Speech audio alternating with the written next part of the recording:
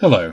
I'd like to build on the notion of character voice from my last video, but this time I'm going to apply the same concept to game design, for both video games and tabletop games.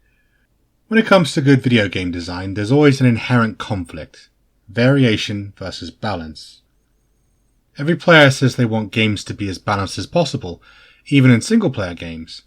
When different characters offer different strengths and weaknesses, it can hamper one's enjoyment if the available characters have several options that aren't as competitive as the mainstream options.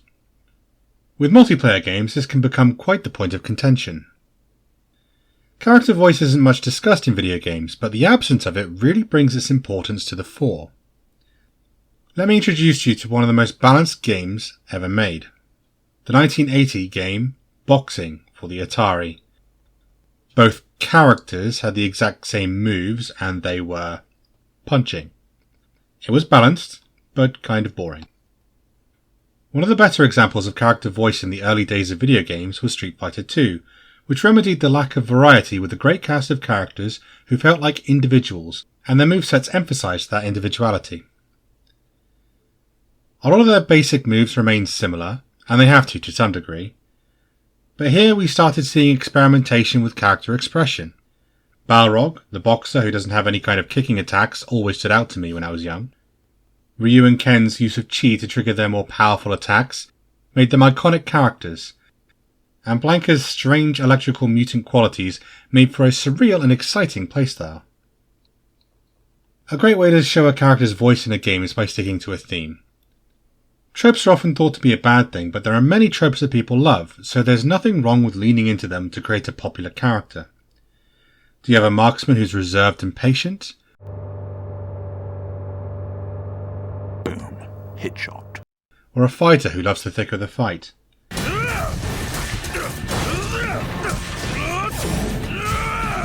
A stealthy ninja? Or an explosive sapper?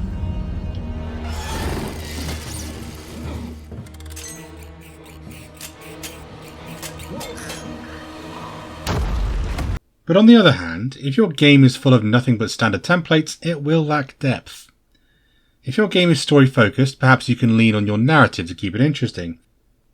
But if it's more of an action-focused game, you'll need to find ways to improve your mechanics and skill expression to create a fresh experience. Realistically, if something is harder to do, it should have a greater payout. This, I believe, is the best way to unbalance your game in a way that is enjoyable and more acceptable to your player base. So since these issues are intertwined, the ultimate question you have to ask is, how can I implement a mechanic to my game that is initially easy to play but hard to master, and in such a way that allows branching expressions of character voice? I can't necessarily give you a conclusion that matches your specific genre or design, but asking the right questions is the only way to get to the right answers. What kind of mechanics would emphasize your character's personality, and how can you distinguish this from the industry standard in an innovative way? I'm afraid the rest is up to you. I love the Power Glove. It's so bad. Now, of course, with board games, we're going to have to get a little bit more abstract. Plenty of board games follow a narrative and many don't, so if your board game is more along the lines of chess or Catan, you will certainly struggle to implement what I have to say here. But to make a lot of games interesting, designers include different characters, often with just a name, but sometimes with a bio for flavour. If you do have a character, emphasising their own personality in any way will do wonders for your game. Having a bio for your character will help. Then it's much like with video games, where you need to individualise the character's abilities to align them with their personality. But there is something you should consider here that in a video game might feel unnecessarily superfluous. A board game character often has their special ability. A healer heals, a fighter does more damage, a tank receives less damage. But thinking about your character's personality can help you come up with much more original abilities and interactions. Though you do need to make sure the game doesn't get too complicated, the game still has to be easy to play. Let's say, for example, you have a cooperative game, a team of adventurers exploring a dungeon of monsters. It's a simple trope. Our tank has lost friends to tragedy, and will do anything to keep it from happening again. Perhaps he gets a free move when an ally is attacked. Perhaps adjacent allies get a passive defensive bonus. This kind of thing also promotes collaborative play. How about a greedy healer? Of course he'll play his part and he'll share the gold, but I'd say his healing ability improves throughout the game depending on the amount of gold or items he acquires. A happy healer is a helpful healer. This begs the question as to how you should distribute various rewards or items throughout your party. The point I'm trying to make here is that you can give a character a trait that doesn't necessarily match the stereotype that one would imagine for the role, and you can try to mesh these ideas of personality and class type to come up with an amalgamation that makes it unique and fresh. There is a plethora of ways where you can break conventional tropes to create interesting and engaging characters for your game. But let's look at a different kind of game. Perhaps a two-player game about a revolution, where one player plays as an oligarchy and the other plays as the resistance.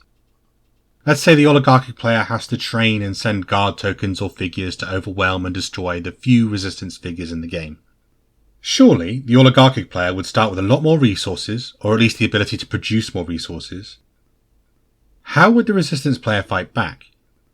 How can you balance the game in a fun and engaging way? Reading some history books could help inspire you. Perhaps Guy Fawkes blowing things up could be a primary mechanic of the game, destroying the oligarchic player's resource production until your numbers grow and take over a key piece. But that's a bit on the nose, isn't it? What other means can an oppressed yet plucky individual do to rise up against a despotic gerontocracy? Printing propaganda papers to recruit more figures? Other means of sabotage?